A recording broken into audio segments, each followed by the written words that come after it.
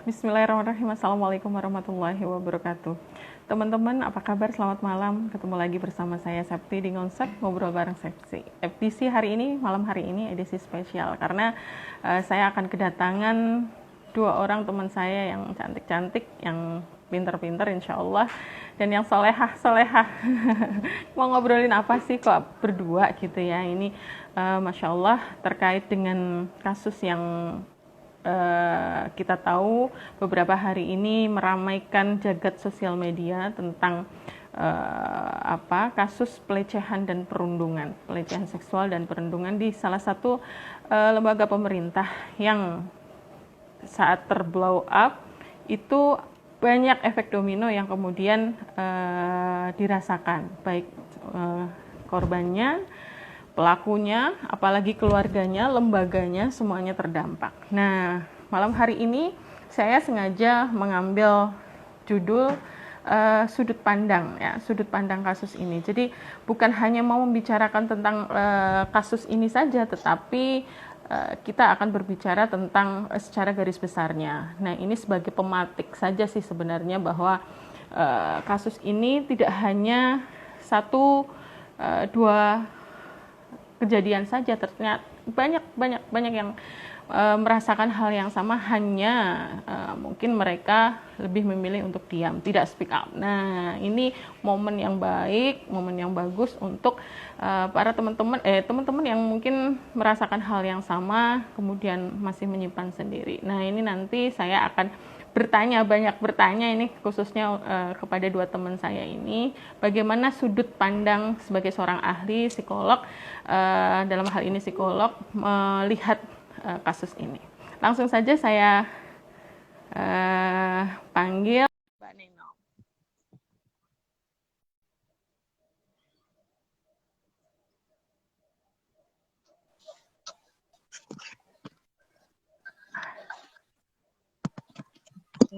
Assalamualaikum warahmatullahi wabarakatuh.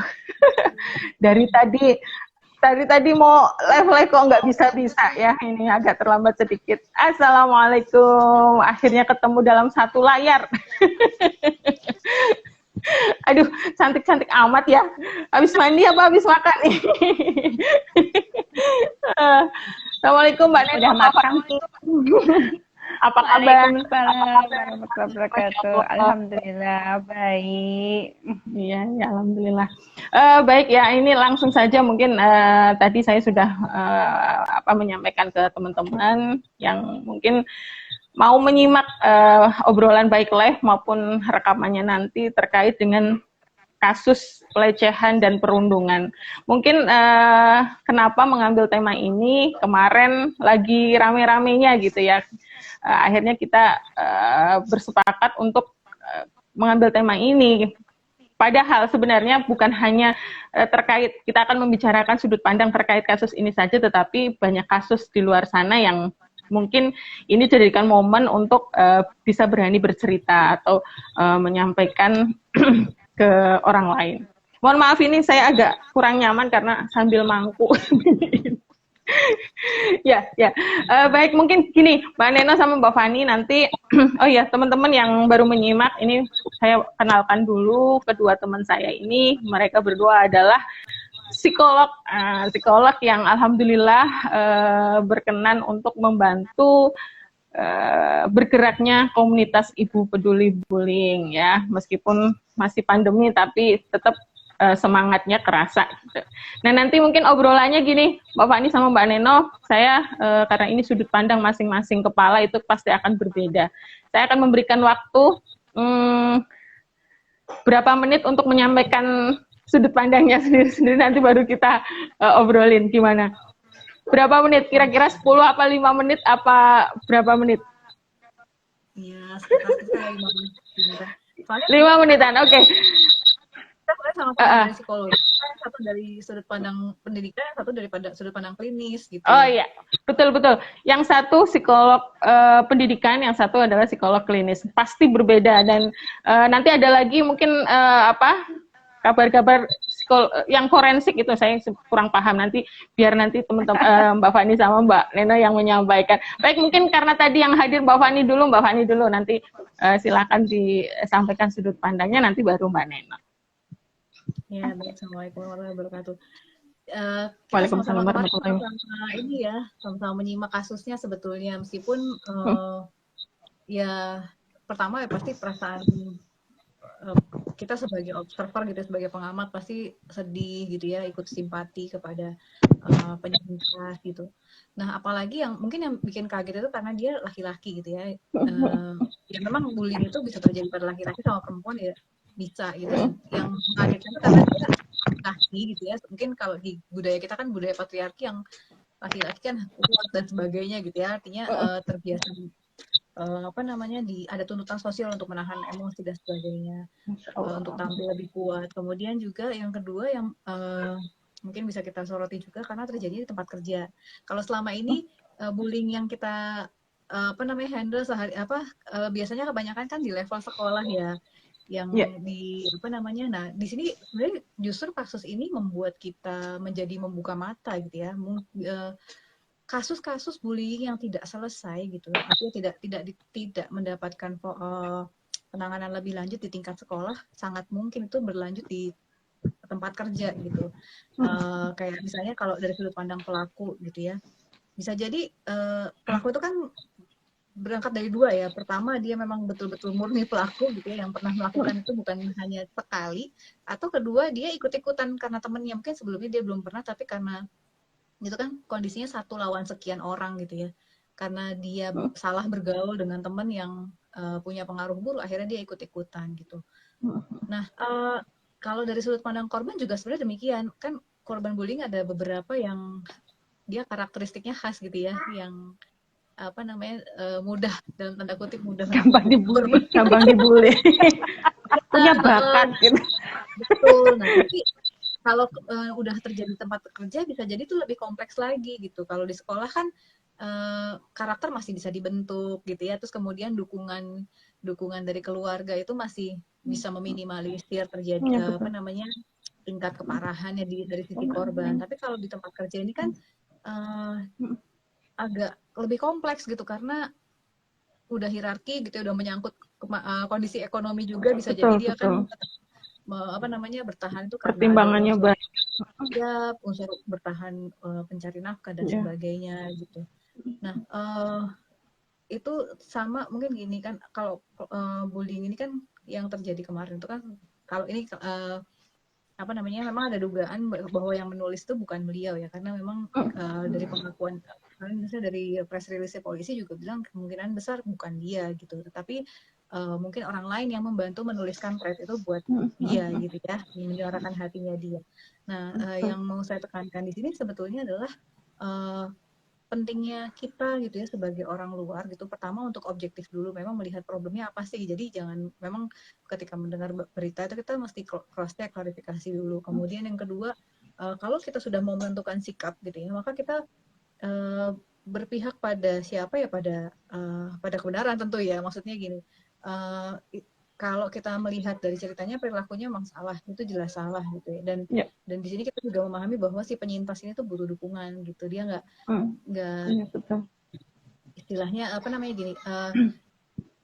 Kalau anak kecil mungkin kita masih bisa menyerahkan itu pada keluarganya, pada orang tuanya gitu ya. Tapi kalau dia udah orang dewasa, kemudian apalagi kasusnya sudah viral, dan mungkin nggak hanya yang pro tapi juga ada yang kontra sama penyintas gitu ya. Nah, ini mesti kita betul-betul kita mesti mendudukan gitu, entah itu kita memberikan support yang empatik atau kita mendingan diem aja gitu kan. Untuk tidak menahan diri dan tidak berkomentar gitu. Nah, kalau dari kasusnya sendiri saya sih mungkin pro ke ini ya, maksudnya bukan pro kontra, tapi gini, saya pro pada kita mesti melihat problemnya itu baik dari sisi penyintas maupun dari sisi kebijakan juga gitu, dari sisi pengambil kebijakan dan kita sebagai penonton gitu. Jadi ada beberapa sudut pandang yang bisa kita bahas nantinya. Gitu. Baik. Mungkin kita mesti paham juga ya bahwa yang namanya kan dia kan double itu ya, nggak cuma bullying tapi juga mengalami pelecehan gitu ya. Dan yang paling berat itu mungkin pelecehannya itu gitu, dan pelecehannya mungkin bukan yang apa namanya, kalau perempuan kan beda pelecehannya, ini kan pelecehan yang sifatnya betul-betul dehumanization gitu. Saya benar-benar dehumiliation, maksudnya mempermalukan dia gitu tujuannya. Nah, itu ada efeknya ke depannya. Nanti efeknya bisa dibahas juga sama Mbak Neno, bisa apa namanya, bisa mulai dari kecemasan, depresi, kemudian juga ada pada beberapa korban dengan penyintas gitu ya, dengan karakteristik tertentu, dia itu sangat berpengaruh ke self esteem dia. Jadi apa namanya, dikit-dikit nyalahin diri sendiri gitu ya, maksudnya, dan itu bisa berlangsung yang kita nggak tahu sampai berapa lama Kapan gitu dalam dampaknya, kehidupan betul, kita. betul. Trauma. Betul. Iya gitu, Ya, baik. Mbak. Eh, di ini dulu ya, langsung saja ke Mbak Neno, mungkin dari sudut pandangnya Mbak Neno ya.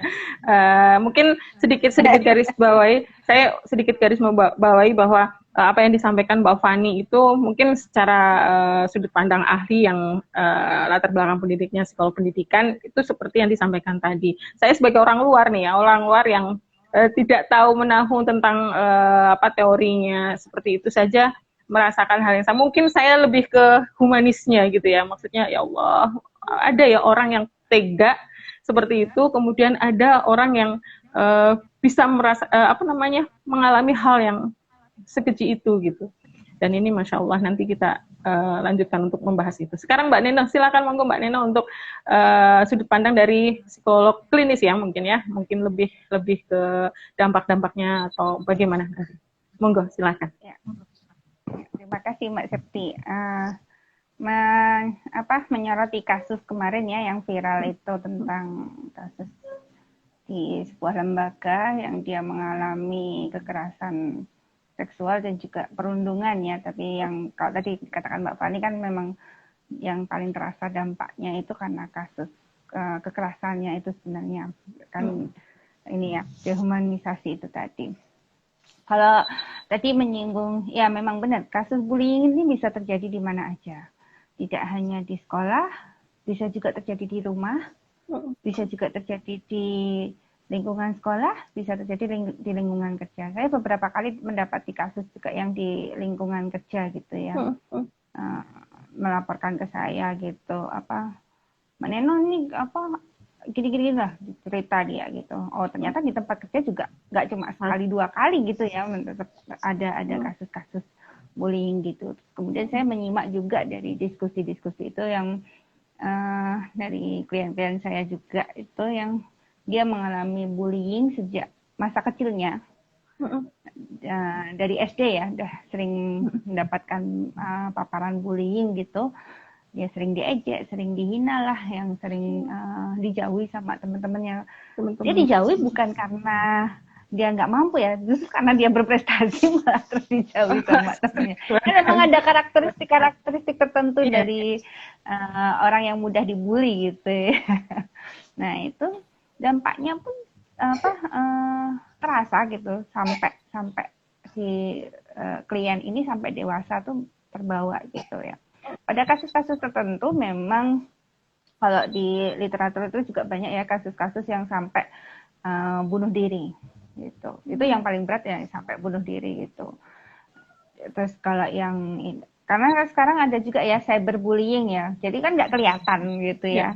Kalau di tempat umum kan masih kelihatan, masih bisa nggak ketemu orangnya gitu kan. Tapi kalau Mbak, iya masih diidentifikasi. Kalau cyberbullying itu kan lewat email, lewat WA, lewat Facebook, lewat Instagram kayak gitu, dan serangannya kan bertubi-tubi, nggak cukup sekali dua kali karena yang namanya definisi dari bullying kan nggak cukup sekali ya, itu berulang-ulang gitu. Jadi kan dampaknya benar-benar terasa buat yang si korban gitu. Nah, itu tadi juga disinggung sama Mbak Fani. Apa sih dampak-dampak bullying itu ya? Itu tadi ke self-esteem-nya dia.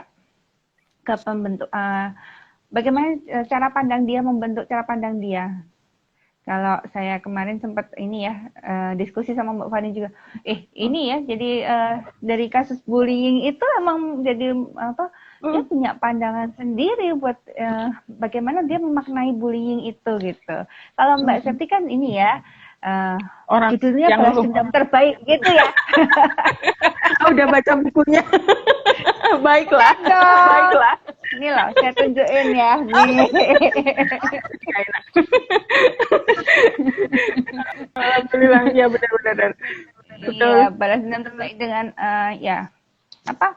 Aku nggak bisa membalasnya secara langsung gitu ya, nggak bisa membalasnya dengan aku ikut mengata-ngatai kamu ikut ini kan nggak gitu, tapi Betul. tunjukkan dengan akhirnya ingin menjadi yang terbaik dengan berprestasi, dengan ya ada kompensasi-kompensasi dari apa yang diterimanya ketika mengalami bullying itu. Kalau yang itu yang ininya bagus ya, dia dapat support terus dia ininya jadi Jadi bagus ada ya. sisi, ya ada sisi positifnya, ada sisi negatifnya sih.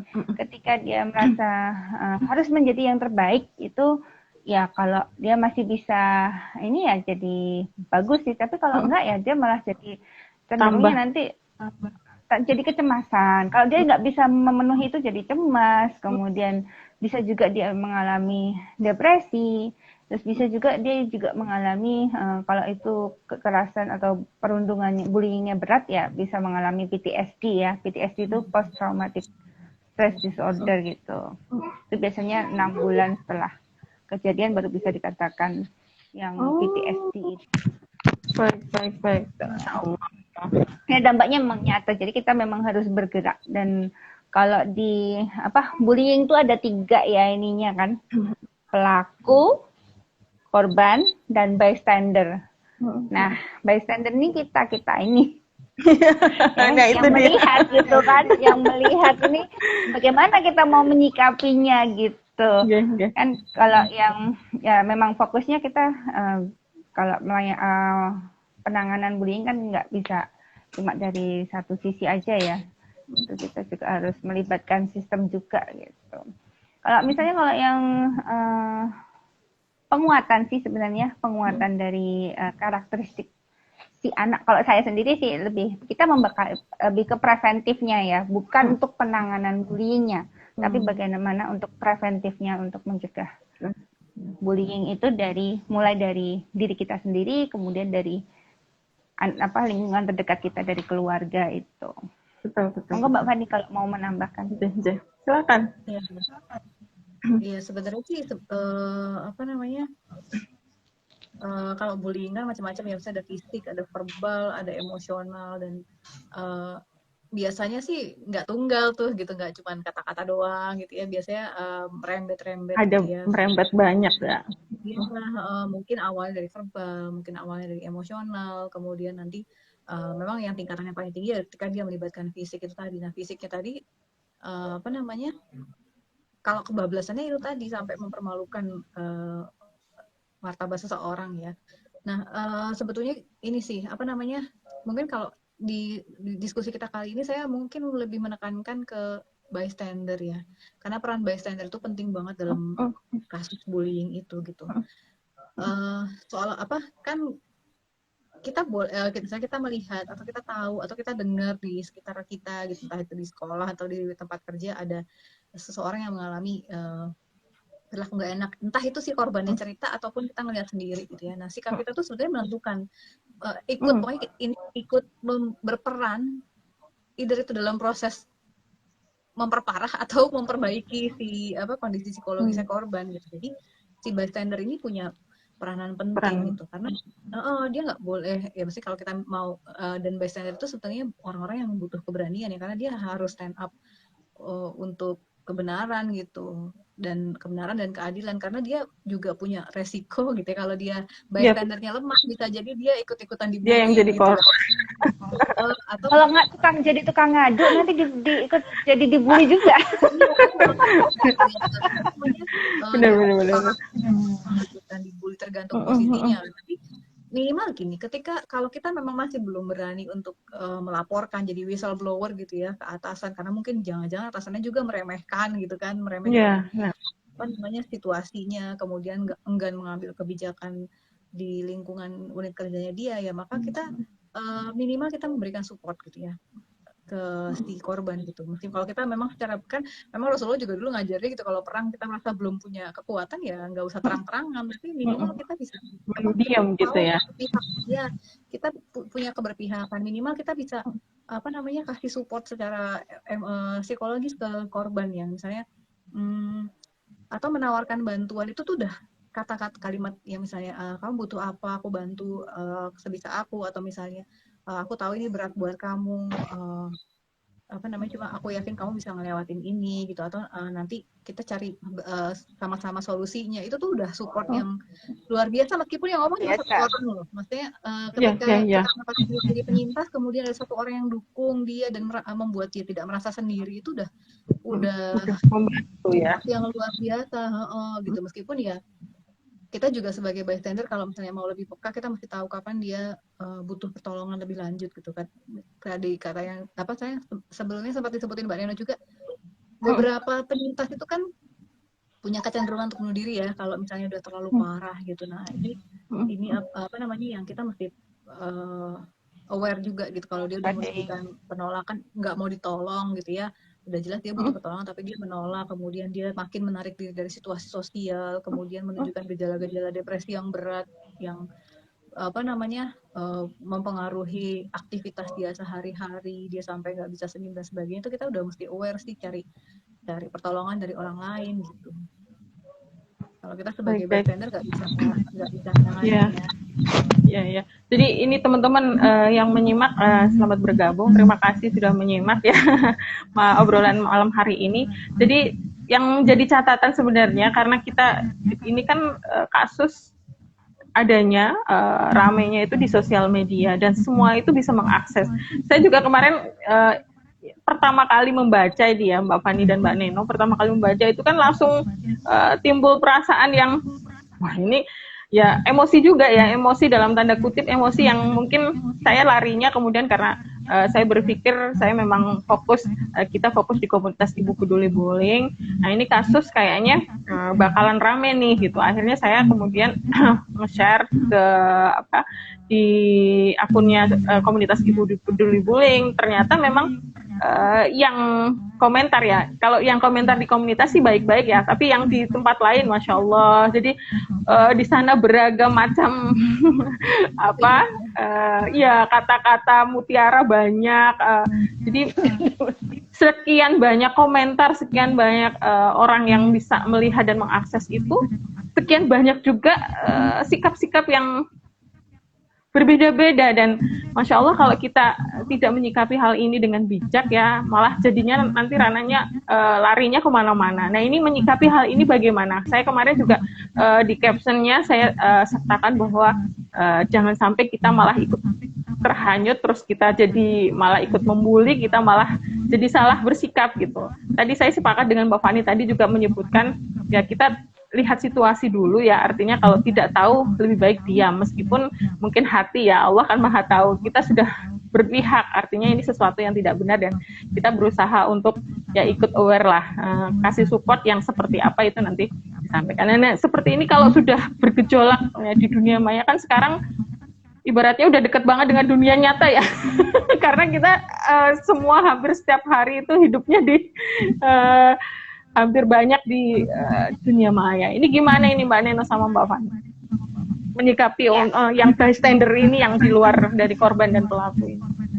Ya, terlepas dari kasus yang ini ya, beberapa kali kan sering ini ya kasus viral gitu, perundungan kayak gitu yang betul. Entahlah, video banyak kan ini yang tersebar kayak gitu, dan itu ada yang terang-terangan disebarnya tanpa menutup identitas si korbannya, mukanya nggak di blur lah atau apa gitu, pokoknya tersebar luas seperti itu. Justru sebenarnya secondary efek ya, jadi bullying yang kedua gitu loh. Nanti kan komennya udah segala macam masuk, udah nggak bisa terkontrol. Kalau udah yang namanya viral tuh udah nggak bisa terkontrol kan, ya itu udah di luar kendali kita, dan itu juga ya kita perlu hati-hati. Kalau kita memang tidak tahu kasusnya yang terjadi seperti apa, ya kita tidak usah ikut berkomentar yang mungkin juga berkomentar buruk gitu ya. Kalau kita tahu kasusnya, ya kita bantu gitu, kita kasih dukungan untuk si korbannya ini agar lebih berdaya gitu. Jadi memang kalau ada kasus seperti itu, apa yang mesti kita lakukan, apa yang ya kita yang nonton, apa yang mau kita lakukan untuk membantunya. Jadi memang ya setuju sama Mbak Fani ya, ini untuk pemberdayaan bystandernya itu. Dan kalau di saya baca buku juga ya, di penelitian itu juga ada yang dia memang kita lebih fokusnya lebih ke pemberdayaan bystandernya gitu untuk program bullying prevention gitu. Kemudian juga dengan untuk pencegahan ya lebih ke ininya meningkatkan social skillnya ya, keterampilan sosial dalam berteman, kemudian meningkatkan empati gitu. Jadi biar kita juga kalau kita di posisi dia seperti apa. Ya kalau ketika kita mendapatkan video yang misal video kekerasan atau apa gitu ya yang kita terima, kita tanya dulu, kalau kita ada di posisi dia rasanya gimana? Itu kan juga melatih empati kita gitu ya. Ya jadi tidak menambah beban psikis untuk si korban bullying itu. Kalau dari Mbak Fani mungkin mau menambah. Iya. Tadi benar, saya sepakat banget tuh Mbak Neno yang bahwa kita jangan nambahin secondary efek dari bullyingnya sendiri gitu ya. Artinya sebenarnya gini, di satu sisi syukur kasus ini bisa viral karena kenapa? Bisa jadi ada MS yang lain gitu yang itu nggak terblow up, tertangani, terkubur begitu saja gitu ya. Itu satu sisi positif dari viralnya kasus ini adalah kita bisa belajar gitu ya, bahwa oh iya korban itu butuh speak up gitu ya, dan dia supaya dia punya keberanian untuk speak up itu nggak bisa sendiri gitu, perlu didukung sama orang-orang yang lain gitu. Nah kemudian di sisi yang lain ya kita maksudnya gini, kita nggak tahu nih sampai seberapa sih skupnya karena itu terjadinya di kantor juga ya, maksudnya mudah-mudahan nggak ada unsur politis dan sebagainya, politis kantor maksudnya nggak ada unsur politik kantor di situ gitu. Nah di sisi lain ya tadi yang Mbak Neno bilang, jangan sampai viralnya kasus ini itu jadi ya membuat kita kasus baru ya? Iya, maksudnya menambah bullying yang baru gitu, baik ke pelaku maupun ke korban ya. Maksudnya ada kan komentar jahat yang iya sih kamu diem aja, atau aku mau aja sih digituin, lari kayak apa kayak gitu kan ya, mungkin loh ya, sehingga itu kan menambah beban tersendiri, udah diperlakukan tidak personal sama pelaku, kemudian dia juga menerima hate speech dari netizen gitu ya. Nah sementara si pelaku itu kan juga kadang-kadang netizen itu kadang-kadang netizen maha benar, saking keponya keluarganya gitu, anak-anaknya sampai tahu betul. Sampai dicari sedang, mungkin maksudnya adalah membawa efek jerak ya, tetapi kan si anak ini kan nggak menanggung dosa orang tuanya gitu yang salah orang tuanya gitu. Kalau ngeblow mungkin sekedar identitas ya saya juga masih nggak ini ya, kalau misalnya dia betul-betul tidak ditangani oleh pihak yang berwajib, mungkin nggak apa-apa menyampaikan keburukan gitu ya, tapi bukan dengan cara yang salah gitu, menasihati bisa di DM gitu, nggak perlu di komentar di kolom komentarnya gitu. Nggak sampai kita blow up ke keluarganya, karena ya sebelum berubah pelaku dia bisa berubah juga gitu, kita nggak tahu nanti kedepannya dia gimana gitu. Jadi dia tobat, jadi ya dia menyadari kesalahannya gitu, dan kita kan nggak tahu pasti perannya dia seberapa besar di bullying itu kan gitu, entah itu dia sebagai pelaku utama atau dia ikut-ikutan gitu. Kita meminimalkan suaranya agak hilang sedikit, suaranya menjauh. Kayaknya koneksi sih kayaknya. Di sini jelas sih suaranya Mbak Fani, jelas kok. Oh iya toh. Oh jangan-jangan koneksinya saya ya yang di sini ya. Baik, terlepas dari itu saya menyoroti ini kan tadi prolognya di depan itu kita komunitas kan biasanya ini yang kita temui itu banyak kasusnya dan terjadinya di sekolah ya, baik di sekolah, di rumah, ini di tempat kerja. Ini sesuatu yang mungkin sebenarnya tuh di tengah masyarakat itu seperti dalam sekam ya, artinya sebenarnya itu banyak sekali gitu ya, hanya saja fenomena gunung es. Ya, ada stereotip juga, ih udah gede kok masih kayak gitu, padahal emang terjadi gimana, dan dia nggak bisa ngadu juga gitu kalau ke atasan apa namanya dianggap terlalu kanak-kanakan, dan bisa jadi malah berbalik gitu ketika dia melaporkan dianggap memfitnah, karena memang kalau di jalur hukum ini adalah salah satu apa namanya bullying sama pelecehan itu termasuk kasus yang paling sulit untuk dibuktikan, karena kan memang saksi dan buktinya kan minim ya gitu. Jadi kalau secara hukum memang paling susah untuk dibuktikan. Tapi ini Mbak, bisa juga misalnya kalau itu udah berat gitu ya, dampaknya memang dirasa berat gitu dan mau dilaporkan kasus hukum sebenarnya pun bisa, asalkan ada visumnya itu. Visumnya juga dari visum ahli juga bisa. Misalnya kalau verbal gitu ya, itu kan dari konsultasi ahli misalnya dengan psikolog forensik gitu ya, yang didampingi oleh psikolog forensik. Itu pun bisa dijadikan visum untuk mengajukan bukti ya. Kalau kemarin saya ngobrol dengan teman saya yang psikolog forensik, dia memang kalau mau diajukan sebagai kasus hukum memang minimal diajukan 2 bukti di terjadinya kasus itu gitu ya, untuk bisa naik ke hukum. Iya, berarti kalau nggak ada bukti itu nggak bisa diproses ya Mbak Dina? Iya, nggak bisa.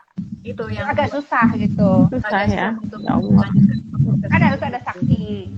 Bukti kan bisa saksi, bisa juga dari bukti rekaman, video atau percakapan atau yang lainnya, itu kan juga bisa. Nah ini kalau menurut Mbak Fani sama Mbak Neno, kasus ini kan sudah terlanjur viral, kemudian kemarin polisi juga sudah menyampaikan ada banyak sekali kemungkinan.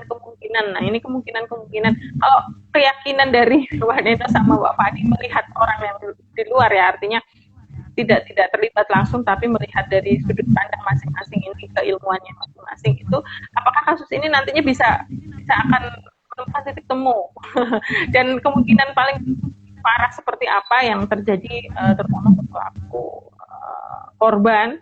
Dan saya lebih mengkhawatirkan anak-anaknya, keluarganya, istri, anak, dan lain sebagainya. Ini bagaimana? Kalau dari sisi hukum mungkin saya nggak terlalu banyak ya. Memang saya pernah mendampingi kasus yang bukan bullying tapi seksual, dan memang ya pada akhirnya mentok dihukum karena pertama ya biasalah kalau penyintas itu kan pasti punya rasa enggan, karena pasti dia akan mengalami proses pengadilan yang panjang, itu kan untuk pembuktian itu kan melelahkan secara mental, kemudian juga dia akan ke blow up identitasnya, itu yang beberapa penyintas itu nggak siap dengan itu. Nah ini kan kalau MS ini kan dia kayaknya udah ya, maksudnya udah siap untuk dibawa ke jalur hukum. Pertama dia punya bukti dan saksi, mungkin saksi yang lain ya mudah-mudahan dia bisa bisa artinya gini, karena kasus ini tersorot gitu ya, bisa mudah-mudahan ini membawa titik terang gitu, supaya penegakan hukum di negeri ini masih bisa kita menaruh harapan di situ gitu. Kalaupun nantinya ya cuma sekedarnya aja hukumannya misalnya gitu, atau mungkin tidak memberikan efek jerah kayak yang kemarin baru bebas itu juga ya, yang malah diglorifikasi. Itu juga ya kita minimal gini, minimal kita berusaha untuk mengkampanyekan ke siapapun gitu ya. Kalau kita preventif iya, kalaupun kuratif juga mesti meyakinkan mereka itu bahwa mereka tuh bisa pulih gitu, mereka nggak sendirian gitu. mereka sangat mungkin sangat berhak bahagia, sangat mungkin untuk pulih secara psikologis gitu, dan sangat mungkin melanjutkan hidup gitu. Kalau dari sini ada yang silakan ya. Sama dengan Mbak Fani itu ya, jadi kalau yang paling penting ya kita berikan dukungan untuk kalau dari secara hukum saya juga nggak walau alam ya, nanti mau sampai mana, kalau bukti-buktinya kuat ya mungkin bisa ini dijatuhi hukuman gitu ya. Tapi ya dampak psikisnya kita yang kalau kita berada di dekatnya ya, kita tidak menambah beban psikologisnya, kita bisa memberikan dukungan untuk dia bahwa kalaupun sampai mengalami depresi, sampai mengalami PTSD pun dengan dukungan itu, dengan dukungan yang diterima dari sekitarnya, insya Allah juga bisa pulih. Dia masih punya harapan, masih punya cita-cita ke depannya, dia masih bisa melanjutkan hidupnya yang lebih baik daripada yang kemarin-kemarin gitu. Memang ya yang perlu kita kalau yang dari sisi kuratifnya ya itu berikan dukungan dengan lebih banyak dengarkan.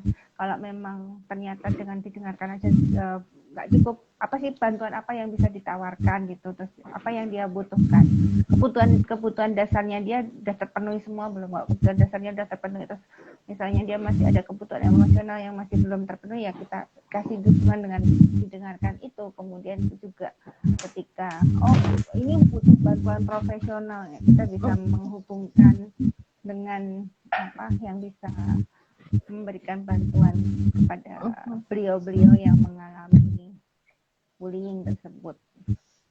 Itu kalau dari sisi kuratifnya. Nah, ya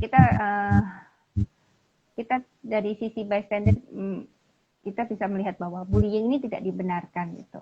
Kalau bercanda yang berlebihan itu juga bukan begitu caranya. Rasulullah pun juga tidak mengajarkan bercanda yang berlebihan dengan sampai menyakiti gitu ya.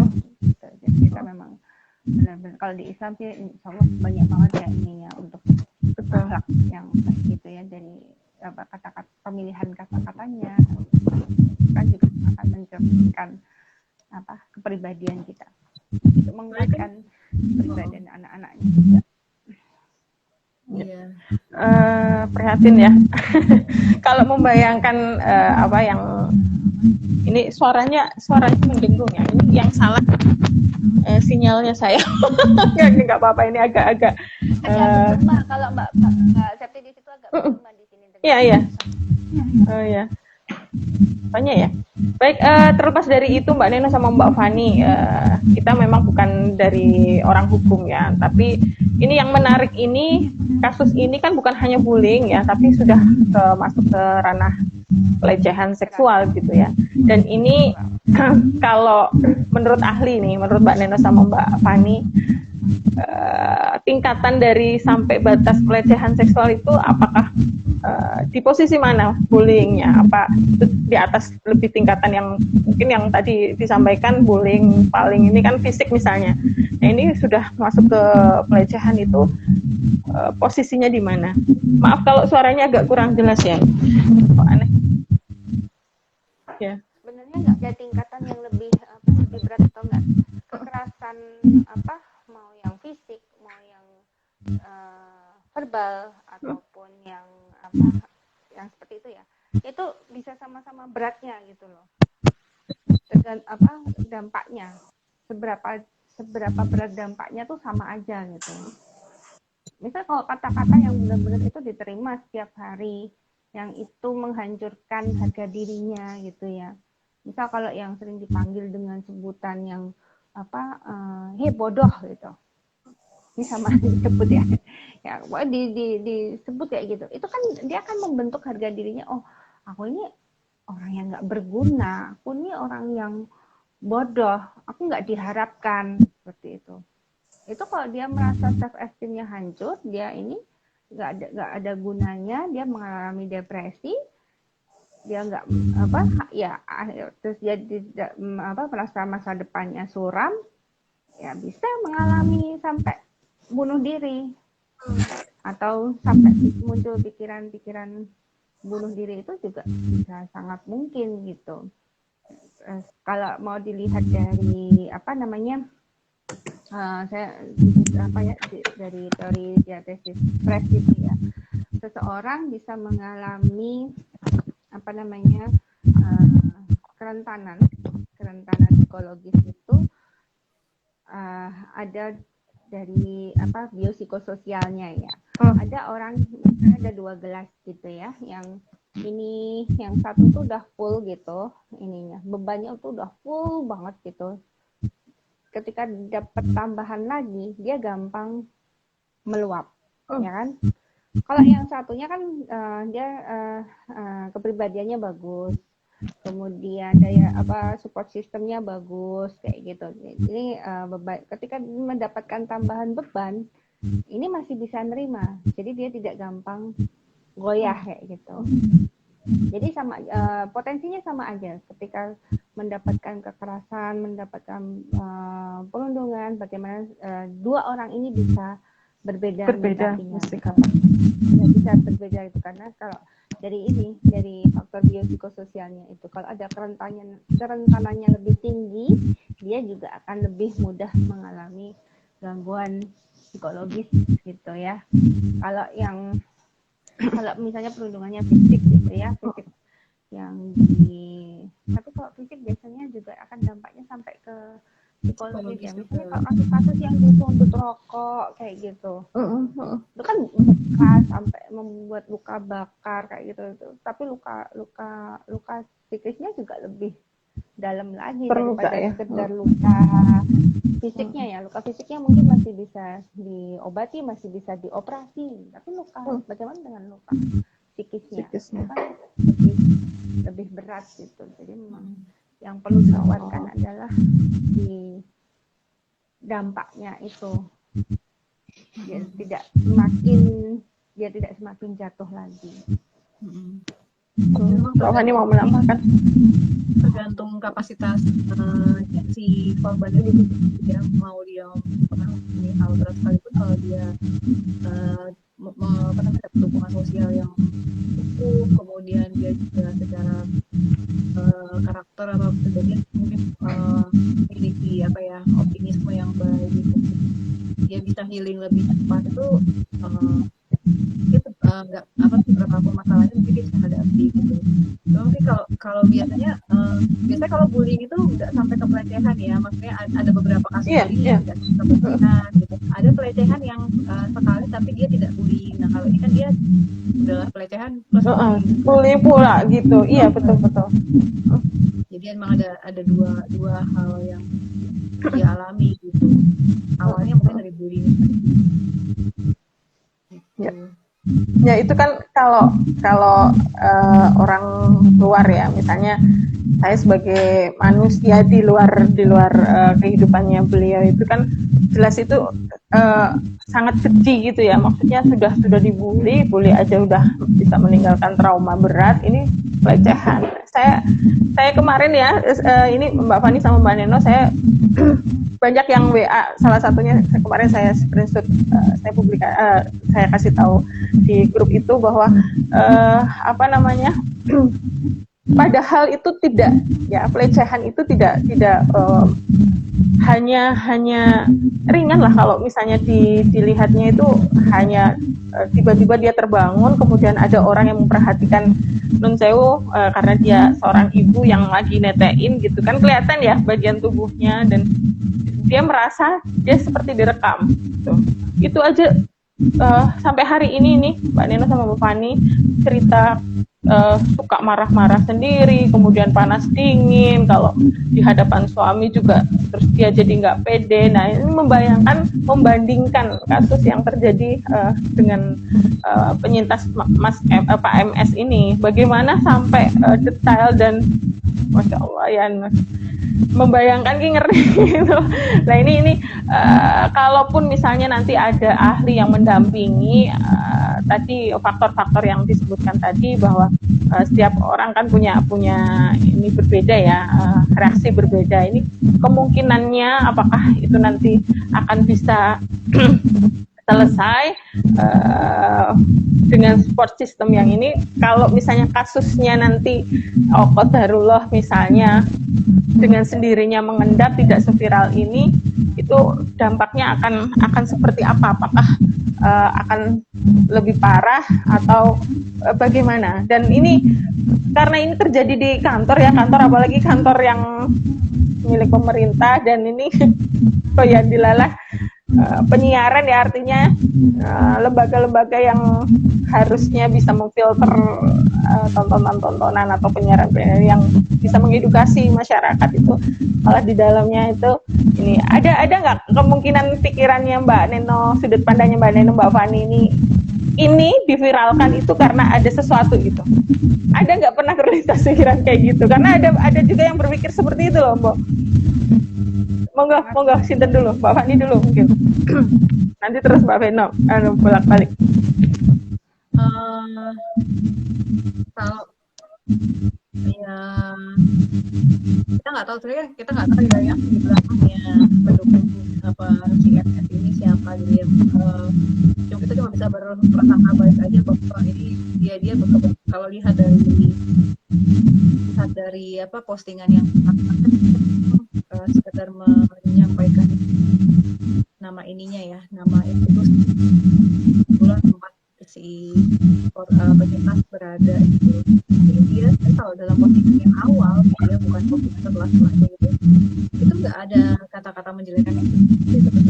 Kalau ungkapan kecewa terhadap pernah melaporkan diabaikan itu ya sebatas itu. Tapi apa diviralin, saya lebih berpikir berpihak pada penyintas sih, gimana caranya dia melihat ada ketidakadilan gitu ya. Tapi kalau ini opini setelah itu saya nggak berkomentar gitu. Tapi yang apa namanya yang pertama itu memang sebenarnya lebih karena keberpihakan terhadap kasus ini nggak terjadi lagi pada dia maupun kepada siapapun yang sangat mungkin mengalami itu. Veno mau menambahkan? Ya, sebenarnya dengan viralnya kasus ini kan juga membuka mata kita bahwa ternyata ada di tempat kerja yang mengalami bullying seperti itu dan pelecehan seperti itu juga ya. Nah, apa namanya?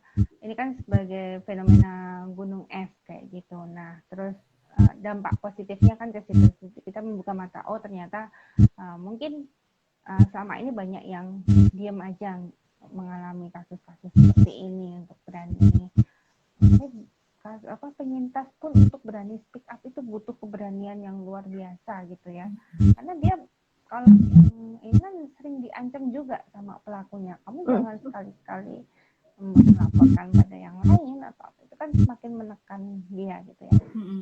Nah itu tadi kalau dari kerentanan tadi ya, kalau dia memang orangnya oke, dia berani untuk asertif melawan gitu. Tapi kalau dia orangnya dari kepribadiannya yang enggak terlalu ini ya, cenderung menekan ke dalam dirinya gitu. Dan Semakin kalau dilihat dari kasus ini memang salah dia pegawai honorer gitu. pegawai honorer Awalnya itu honorer, jadi memang kalau lihat dari teorinya bullying memang kita ada ketidakseimbangan keseimbangan kekuatan. Iya, ada kekuatan yang timpang gitu yang biasanya orang merasa superior itu yang bukan gitu. Mungkin kalau dari sisi iya, kalau dari sisi apa namanya pelonco sebenarnya, bahasa dulu praktek-praktek kayak gitu sebenarnya banyak ya. Misalnya kakak kelas sama adik kelas gitu kan, Mbak Fani ya, Mbak Nino, iya nggak sih? Apa gitu kan. Tapi artinya ya seharusnya sih kalau pernah terjadi gitu ya, terbawa ke tingkat organisasi atau institusi kan gitu, gimana caranya kebijakan hak gitu ya, atau mungkin ada komite khusus gitu yang biasanya kayak badan apa dan organisasi itu yang melindungi hak gitu, harusnya sih harusnya idealnya ya kan. Terus ini ada kebijakan di kantor seperti apa untuk ketika terdapat kasus-kasus yang seperti itu gitu ya. Terus tadi mau ngomong apa itu lupa saya. Udah ngantuk ini mesti.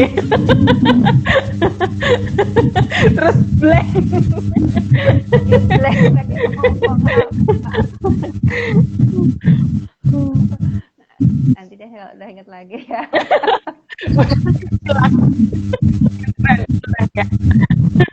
Baik, apa namanya, terlepas dari itu ya mungkin kami gitu ya, saya dan Neno Bapak ini karena membawa komunitas ibu harapannya nanti teman-teman yang melihat ini merasa masih masih merasa terbuka, trauma, mungkin ada baiknya itu berani untuk speak up ya, meskipun tidak dengan orang yang misalnya dengan psikolog atau dengan ahli, paling nggak mungkin dengan orang yang bisa mendengarkan itu sepakat nggak dengan pemikiran yang seperti itu. Ketika misalnya berani untuk cerita, kemudian bisa support yang betul-betul itu yang cerita itu ya lisannya lisannya harapannya positif gitu. Jangan sampai cerita justru tambah di ditolong atau malah tambah negatif. Ya itu seperti itu ya mungkin mulai sekarang artinya bullying itu ternyata tidak hanya anak-anak kemudian usia sekolah serta setiap saja itu justru lebih dalam pandangan saya mungkin karena melihat dari sudut pandang ini artinya lebih mengerikan ya, artinya apapun jadi bahkan sampai melakukan hal-hal yang di luar kebiasaan orang umumnya. Nah ini untuk menutup obrolan kita biasanya kalau misalnya terlalu panjang takutnya emang mungkin Mbak Fani dulu atau Mbak Fani silakan untuk menyampaikan pesan sebelum obrolan kita akhirnya. Iya, jadi kalau dari saya pesannya teman gitu ya, mari kita aware dengan diri kita sendiri maupun karena peran kita itu penting loh, kita sebagai orang yang melihat mau apa yang kita lakukan kita menentukan apakah itu akan memperparah kita sendiri karena justru karena kita melakukan kita mesti lebih berani untuk mengambil sikap untuk dan juga untuk ya harapannya mungkin bisa sampai ke bukan mengadukan ya, tapi maksudnya bisa sampai membawa ini ke level prioritasnya gitu di tempat sehingga tidak berkepanjangan trauma yang akan dialami nanti. Ya mungkin Mbak Nen meningkatkan awareness itu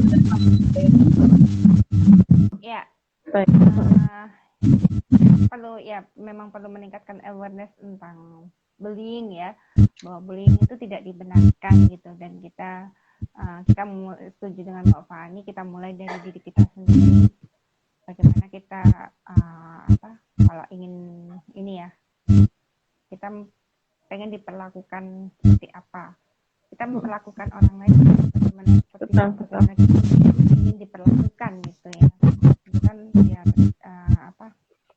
juga itu mendorong empati ke diri kita bahwa tidak semua orang hilang lagi nanti ini masuk beneran ini jamnya tidur sebentar lagi iya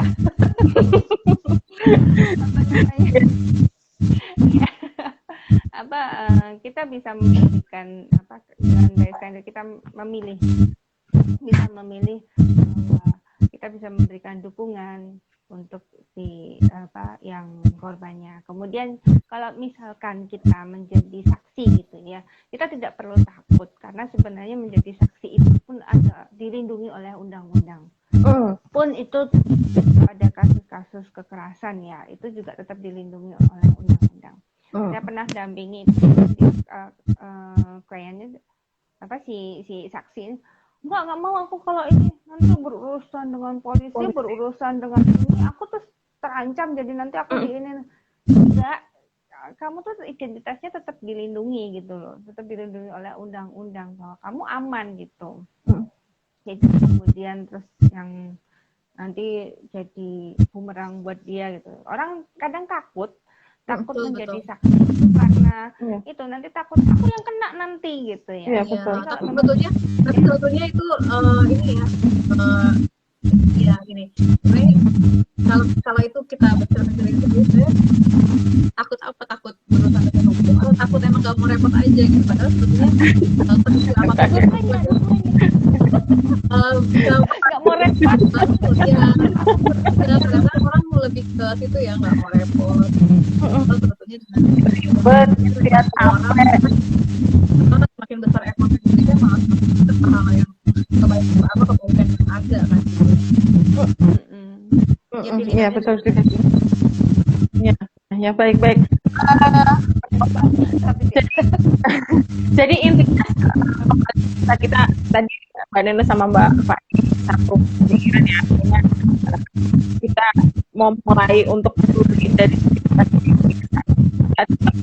Tentu sih mau seperti apa. Kali ini menyikapi kasus pelecehan dan perundungan di lembaga instansi pemerintah.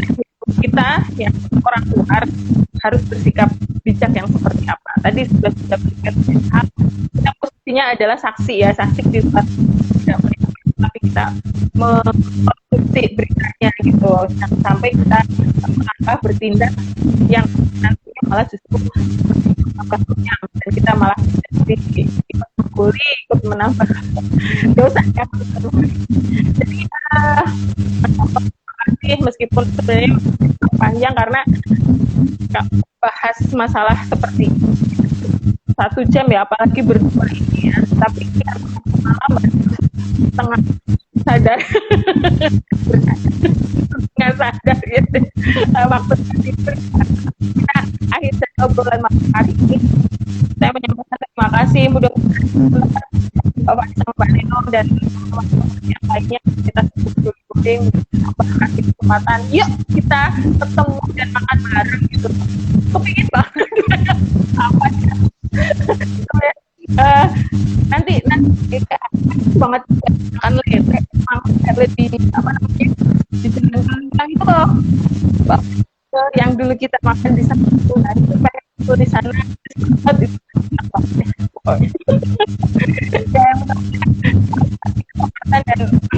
jangan sampai kita tetap kita juga prokes. Baik, seperti itu saja Mbak Nek. Ini terima kasih ilmunya, terima kasih Pak. Mudah-mudahan ini teman-teman yang yang melihat meskipun tidak ikut live tetapi bisa mengambil poin-poinnya. Ini momen yang baik, masih mungkin ketakutan memendam sesuatu yang negatif pada diri kita, mulai sekarang ya, untuk bicara paling sedikit kurangi dengan hati kita dan kita melakukan hal yang positif ya.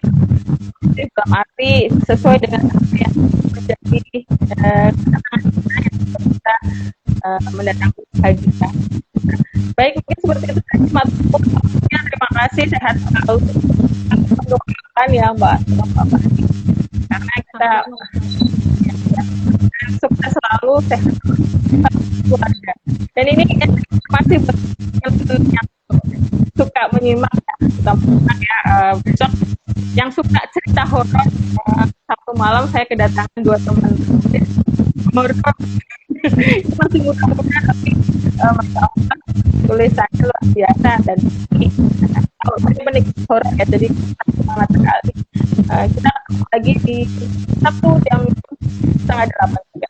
Matur nuwun Mbak Fani, Mbak Neno. Assalamualaikum, saya akhir. Assalamualaikum warahmatullahi wabarakatuh.